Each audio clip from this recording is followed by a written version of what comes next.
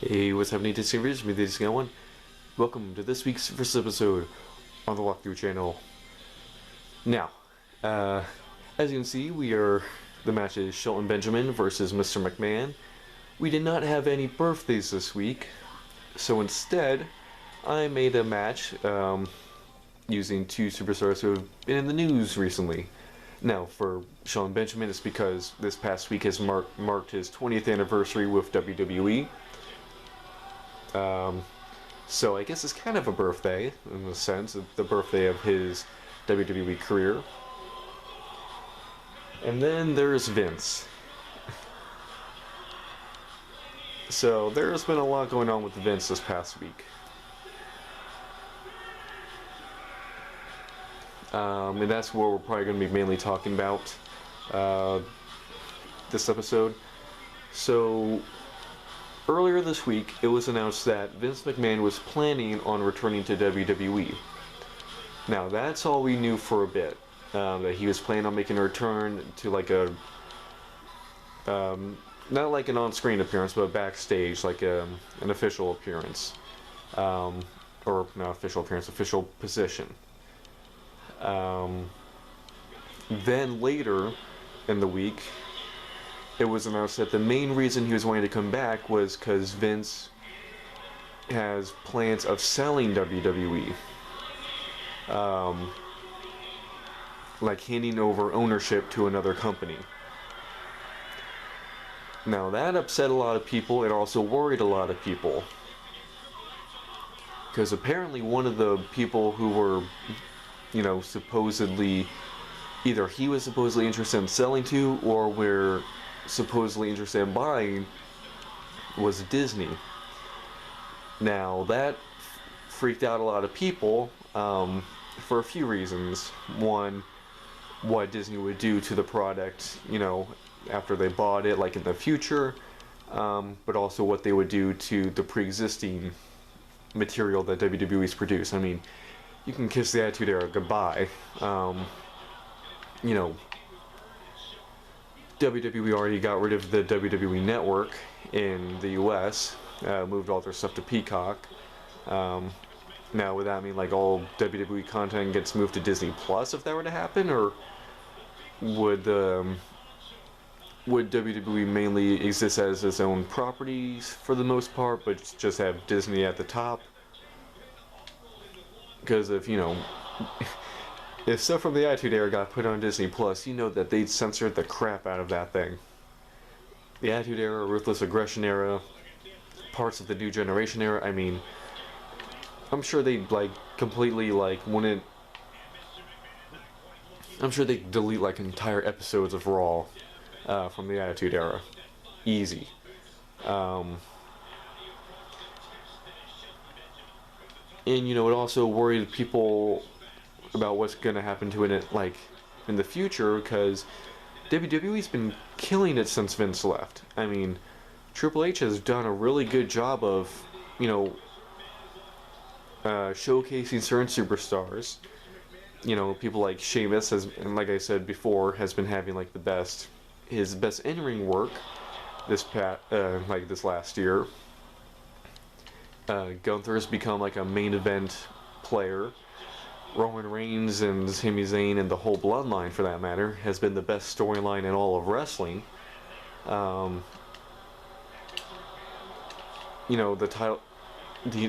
championships like the United States Championship and Intercontinental Championship actually have some importance and relevancy that they haven't had in a long time. I mean, they've turned the United States and Intercontinental Championships into main event titles. You could easily see them, a title match for the Intercontinental Championship, main eventing a pay-per-view. When's the last time you've seen that? And actually have the fans, be okay with that and buy it.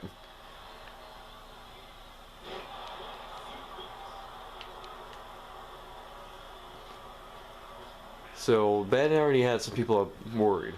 And then, yesterday, Friday, Vince McMahon officially returned to WWE in an official position. Now we're at kind of this moment where we're not sure what's going to happen with WWE, because there's a lot of conflicting information going around, like Vince McMahon's back in control, and he plans on selling. And then there's other people who are saying that if he doesn't get the position of control that he wants, he will sell it. There's basically people who are saying that Vince is holding WWE hostage, basically saying that he will sell the company unless he gets given a position of control. That puts him basically back in control of where he was before leaving. Which, ugh.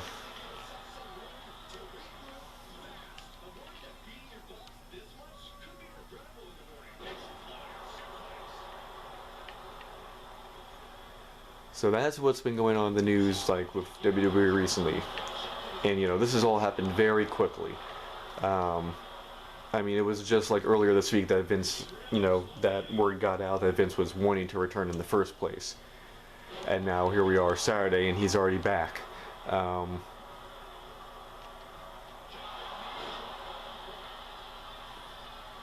So we'll see where this goes, but I mean, yeah, it's gonna be messy.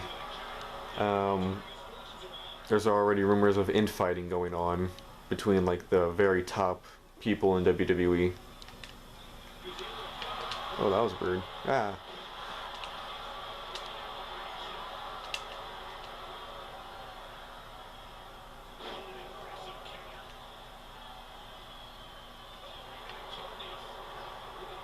So yeah, we'll see where that goes. Heading into Raw. Raw began with the Bloodline coming out and attacking everyone at ringside, including crew, security. This then led to Kevin Owens and several other Raw superstars coming out to brawl with the Bloodline. Basically, the Bloodline came out saying that they were going to do a hostile takeover of Raw. That was the plan. And yeah, it didn't work. Bianca Belair faced Alexa Bliss for the Raw Women's Championship. During the match, Alexa had several encounters with fans in the front row who were wearing Uncle Howdy masks. And it seems like every time that she saw them, she went to like her trance stage. And then after a while, she completely snapped and just kept beating the crap out of Belair until she was DQ'd, allowing Belair to retain the title. Solo Sikoa beat Elias in a street fight. The Usos and Sami Zayn beat the Street Profits and Kevin Owens. Afterwards, Drew McIntyre and the Brawling Brutes came out to brawl with the Bloodline. Dexter Lumis beat Chad Gable.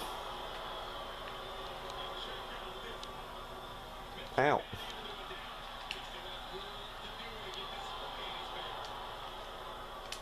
Oh, no, you don't. Boom.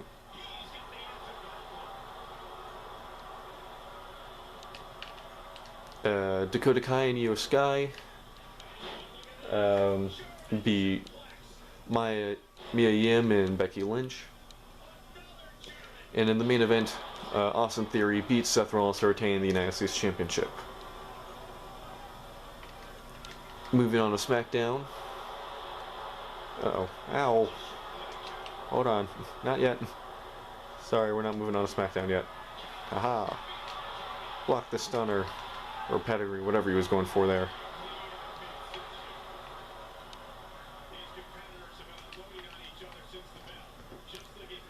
Oop. Here we go. Yeah, moving on to SmackDown, Santos Escobar beat Kofi Kingston.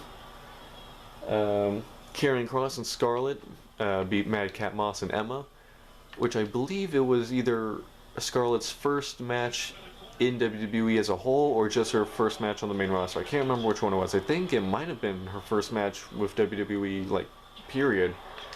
And she actually did pretty well. Now, to be fair, she actually wrestled on, like, the independent scene. She was actually a wrestler first, but then when she came to WWE, they mainly only used her as a manager, and didn't have her wrestle. But she has the ability to wrestle. After the match, Scarlett and Cross put a Rey Mysterio mask on Moss as a warning to Rey, continuing that feud. Oh. Charlotte Flair beat Sonya Deville to retain the SmackDown Women's Championship. Looks like they're still trying to keep Charlotte a face, which I'm not sure how long that'll last or how much that's going to work. They'll probably give it a few weeks, see how the fans respond. It's working so far.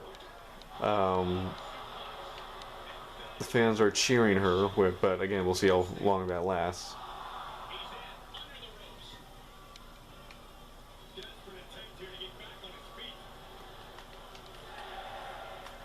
Ricochet beat Top Dollar to qualify for the Royal Rumble. So I guess we know Ricochet's in the Rumble. I don't remember the last time people had to qualify for the Rumble. I mean, it feels like most of the time they just have trouble like filling the Rumble with like legitimate contenders of people who could, you know, realistically win.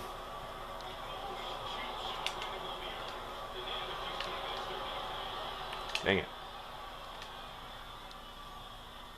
Oh no. Front flip. Front flip. Whip him. Oh, dang it. Ow. Haha. Ow. Nothing? Okay. Gave him a chance.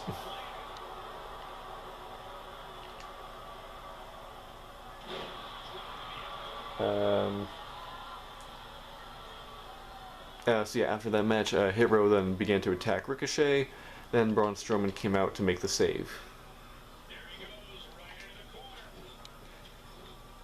And in the main event, the Usos beat Drew McIntyre and Sheamus in order to retain the Undisputed Tag Team Championships. So, yeah, what do you guys think of not only Vince McMahon returning to WWE, but basically coming back and saying, like, he's gonna do this, like, or else kind of thing? I mean, I think it's kind of weird, like, I don't know.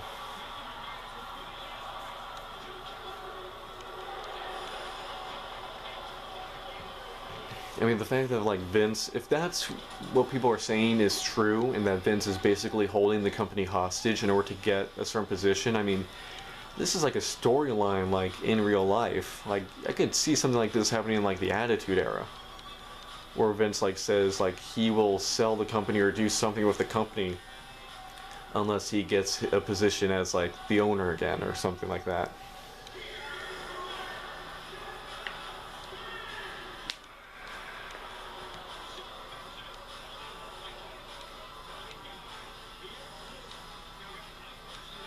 And what do you guys think of the potential of WWE being sold to a company like Disney? Like, do you see that as a positive or a negative? I mean, yeah, it'd be nice to have, like, the funding of a company like Disney, but then again, you also have the restrictions that come from a company like Disney, who, you know, they have a very clean image that they want to portray, especially in the last few years, that they've been very set on portraying. And pro wrestling, especially WWE, has never been the cleanest, has never had the cleanest image. Now, to be fair, WWE has done a lot to improve on that. But it also feels like a thing where I don't know how much you want to have WWE, a wrestling company, run by people who don't know wrestling. Especially a company like Disney, who, you know, if people thought the PG era was bad, man, if Disney takes over WWE, they'll turn it into the G era. Remember, like, that show Saturday Morning Slam? That's gonna be what all shows are gonna be like. Maybe, I don't know. I mean, Disney has the ability to do darker stuff. I mean, just look at the Kenobi series. They can do a dark product. Now, will they do that with... But whenever they do something dark like that, it's always in the context of a fantasy. You know, there's that very clear distinction that it's not real. Could they do that with something like pro wrestling, which, you know, there's not stunt people, there's not effects, it's real people, like, going through tables, getting hit with chairs. I don't know. It feels very... Ugh. You know, there was a video that came out last year, a few months ago, where it basically said that 2022 was the craziest year in pro wrestling, which, yeah, there's a lot behind that. I mean, think about everything that happened in 2022. Stone Cold Steve Austin and Vince McMahon both wrestled matches that year. Vince McMahon completely stepped down from WWE legitimately. You know, you had everything going on with CM Punk and AEW. There was a lot going on. Several records broken. 2023 might be cooking up to be the craziest year in pro wrestling. Like, might be able to top that. I mean, we'll see where this whole thing goes. You know, there's always stuff of like, oh, this big backstage stuff is going on, or wrestlers are upset with management, or wrestlers upset with how they're being used, and then, you know, we never really see anything come from it. This actually has the potential of having something come from it.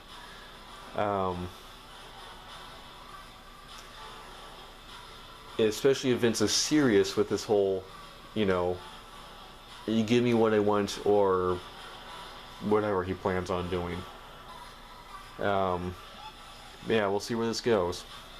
Anyway, hope you guys enjoyed this video. Make sure to like, comment, and subscribe. I'm making videos all the time. Stay tuned for next week's Versus, and next week where we continue our LEGO Batman 2 DC Superheroes Free Play walkthrough. Hope you guys enjoyed. This Guy01 and the gold standard, Shelton Benjamin, signing out. Happy 2023, everybody.